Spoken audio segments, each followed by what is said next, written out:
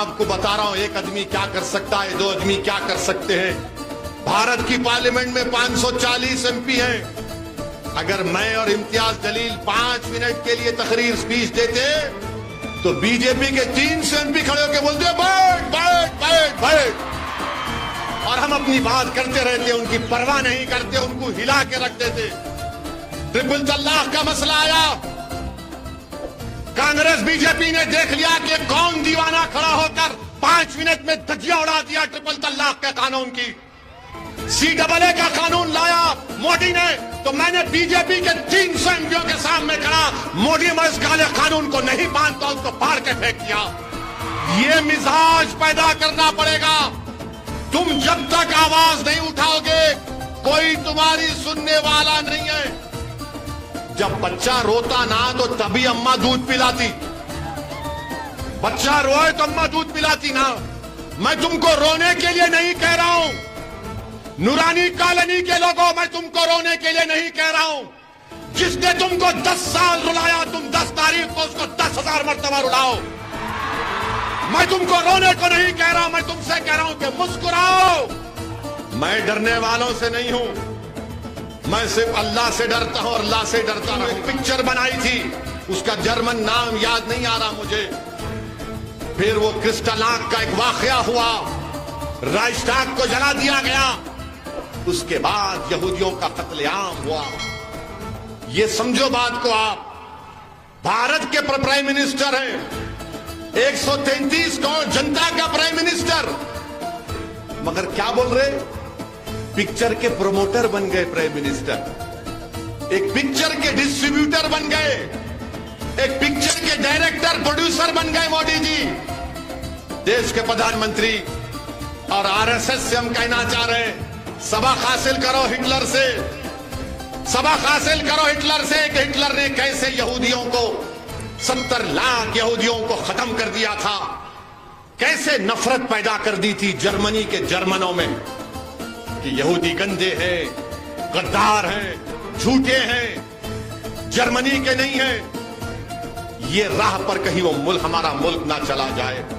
और पिक्चर देखकर लोग बोल रहे हैं अच्छा आईसिस, अरे आईसिस ने जो वीडियो बनाया था, उस आईसिस के वीडियो में मेरी फोटो थी। पूछो गवर्नमेंट ऑफ इंडिया से, उन्होंने वीडियो को निकाला। उस फोटो में आईसिस ने कहा कि असदुद्दीन ओवैसी को खत्म कर देना चाहिए।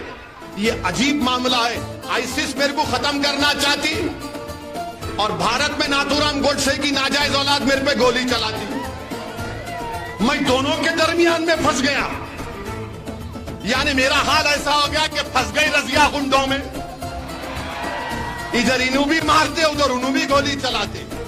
खैर जो दुनिया में आता है, मेरे को हमारी अम्मा सिखाई, हमारी अम्मा बोली कि देखो जब तुम दुनिया में आए तो एक बड़े अल्लाह के वली ने तुम्हारे कान में अज़ान दे दी, अब तुम्हारी अज़ान हो गई, अब सिर्फ तुम्हारा जनाजा निकलना बाकी है। तैयार हूं, मैं डरने वालों से नहीं हूं, मैं अगर आपको सच्चाई बयान कर रहा हूं कि पिक्चर का प्रमोशन भारत के प्राइम मिनिस्टर कर रहे हैं, और हो सकता है कि प्राइम मिनिस्टर अपने घर में बैठकर देखेंगे ऐसा। वेरी गुड, बुर्खा पहनकर, बुर्खा पहने, क्या प्राइम मिनिस्टर साहब, इस देश की आजादी में क्या हमने हिस्सा नहीं लिया था? इस देश की आजादी में बी अम्मा कौन थी? वो बी अम्मा जिसने महिलाओं को अंग्रेजों के खिलाफ खड़ा किया था। प्राइम मिनिस्टर हजरत महल कौन थी जिसने अंग्रेजों से मुकाबला किया और नेपाल में जाकर उसको बसना पड़ा? बहादुर शाह जफर कौन थे जिनके बेटों की सरों, कटे हुए सरों को उनके सामने लाकर दे दिया गया? आज आप हमसे कह रहे हैं कि पिक्चर ऐसा है, भारत के प्रधानमंत्री का ये बात, और फिर बजरंग बली के नाम पे वोट दे के बटन दबाओ। प्राइम मिनिस्टर ऑफ इंडिया, आपने अंबेडकर के बनाए हुए संविधान पर ओथ लिया है, आपको यह कहना चाहिए था कि संविधान के नाम पे वोट दो, संविधान को मजबूत करने के लिए वोट दो, अपने अच्छे नेताओं को बनाओ। मगर प्राइम मिनिस्टर अपने आप को हमेशा एक मखसूस आइडियोलॉजी से अपने आप को खरीद दिखाते हैं। दिल्ली में गड़बड़ हुई तो बोले कपड़े देखकर पहचान लो, उत्तर प्रदेश में गए तो बोले कब्रस्तान शमशान की बात प्रधानमंत्री ने की। ये प्रधानमंत्री का मामला, यानी अगर आप कांग्रेस को अहिंदा की पॉलिटिक्स पे वोट दिए तो सिद्धरामैया बन सकते। अब नहीं मालूम दी के खामोश बैठते नहीं बैठते, मगर अहिंदा के नाम पर उनको फायदा और हमको कुछ नहीं मिलता। यहां पर नेशनलिज्म के नाम पर जो सच्चाई पर मुबन्नी नहीं है, आरएसएस को फायदा होता। तो इसीलिए मैं आपसे अपील कर रहा हूं कि आप अपनी पार्टी के एक उम्मीदवार को एमएलए बनाइए। जब वो जाएगा कर्नाटका के असेंबली में तो आपके लिए लड़ेगा, हुबली ईस्ट के लिए लड़ेगा, गरीबों के लिए लड़ेगा।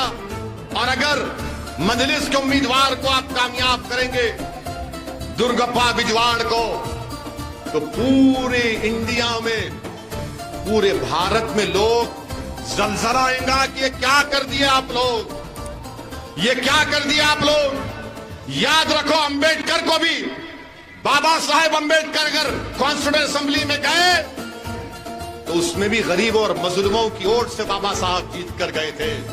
अगर आज दुर्गप्पा बिजवाड़ जाएगा तो तुम गरीब और मजलूमों की दुआ और वोट की वजह से जाएगा। एक तारीख आप बनाओगे नहीं बनाओगे, आप हिस्ट्री क्रिएट करेंगे, आप तारीख बनाएंगे भारत में, आप साथ देंगे दुर्गप्पा का बिजवाड़ का। अरे जोर से बोलो, क्या मोदी से डर हो रहा, क्या आरएसएस से डर हो रहा? आपको आवाज नहीं निकालेंगे इधर से? अरे जोर से बोलो, पतंग के निशान पे बटन दबेगा, पतंग के निशान पे बटन दबेगा। पूरे हुबली के आसमानों पर कुछ नजर नहीं आएगा, सिवाय आसमानों पर पतंग पतंग पतंग नजर आएगा। आप लोग कामयाब करना आपकी जिम्मेदारी है। मैं आपसे वादा कर रहा हूं, वो भी करेंगे ऐसा, मगर आपको करना है। कहीं 10 तारीख के दिन सो रहे, कहीं 10 तारीख के दिन अबे 11 बजे जाएंगे, नहीं भाई, सुबह में उठना, सुबह सुबह उठना, सीधा पोलिंग बूथ को जाना, नमाज पढ़ लेके लाइन में खड़े रहना, और पोलिंग बूथ को जाके फोटो लेके मेरे को टैग करो, असद भाई पतंग। करेंगे आप? करेंगे? एक वोट डाल दो, अंदर न खोलो वोट, अंदर फोटो नहीं लेना, वोट डाल के आके निशान दिखा के बस फोटो, पूरा फोटो, ऐसा फोटो लो कि कांग्रेस वाले समझ में नहीं आना उन लोगों को। और बीजेपी ये समझ रही है, बीजेपी बहुत ज्यादा सोच रही है।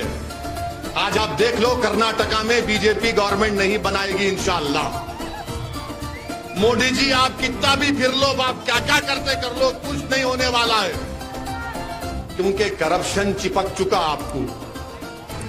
40% क्या क्या करप्शन है, यानी ये इतना खाए ये लोग कि कुछ बचा ही नहीं। यानी कोई खाया तो बोलता नहीं भाई थोड़ी बिरयानी रख देंगे, दूसरे लोगों को खाने दो। इन्हों तो क्या किए, पूरा भगोना उठा के भाग गए, पूरा बर्तन उठा के भाग गए। अरे बिरयानी खा लिया, वो मीठा तो छोड़ना था, मीठा भी लेके भाग गए, कुछ भी नहीं बचा। अब क्या बोल रहे, हम नहीं खाए, हम नहीं खाए। अरे तुम क्या बोलना, तुम लोगों को तुम बचा ही नहीं कुछ। अब कांग्रेस को फिक्र ये है, इन्हों भगोना लेके भाग गए, अपन क्या खाएंगे। मेरे भाई, मेरे अजीज दोस्तों, मेरी आपसे अपील है कि आपकी एक आवाज को पहुंचाओ मेरे भाई। आपको जरूरत है आपकी आवाज की। आप 10 साल कांग्रेस का साथ दिए, एक मर्तबा मजलिस के एमएलए को बनाइए और मेरी बात को जहन नशीन कर लो। आप हमारे कैंडिडेट दुर्गप्पा बिजवाड़ का मुकाबला बीजेपी से है। कांग्रेस 3rd पे चले गई, अब कांग्रेस नंबर 3 हो गई। अब मुकाबला एमआईएम में है और बीजेपी में है। अगर आप मुत्तहिदा अपने वोट का इस्तेमाल करेंगे तो बहुत बड़ी मेजॉरिटी से इंशाअल्लाह ताला ये हमारा भाई कामयाब होगा। और ये बहुत तेज आदमी है, इन्हें नरम नहीं है, इन्हों नरम नहीं है, इन्हों सख्त है, स्ट्रांग है, सब एतबार से स्ट्रांग है इन्हों। इस वास्ते इनको टिकट दिया मैं। है तो क्या होता, कोई जीत भी गया तो अमो वो ऐसा है। मैं इनको पहले बोला भाई साहब तैयार है ना, बोले हर एतबार से। साहब तुम कैसा बोलते करते हो?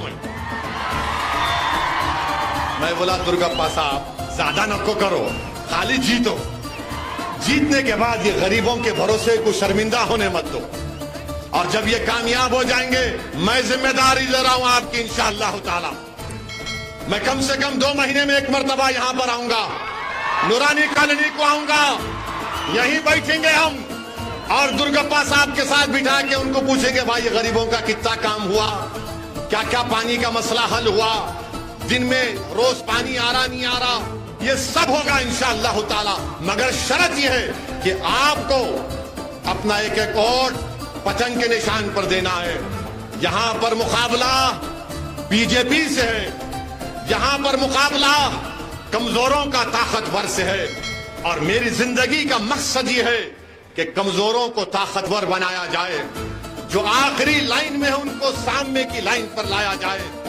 मुकद्दर के फैसले हम करेंगे, अहिंदा के नाम पर सिद्धारामैया या फिर डीके सेकुलरिज्म के नाम पर नहीं करेंगे। आपकी आवाज होना चाहिए। मेरे भाई, भारत की पार्लियामेंट में 540 लोकसभा के एमपी हैं।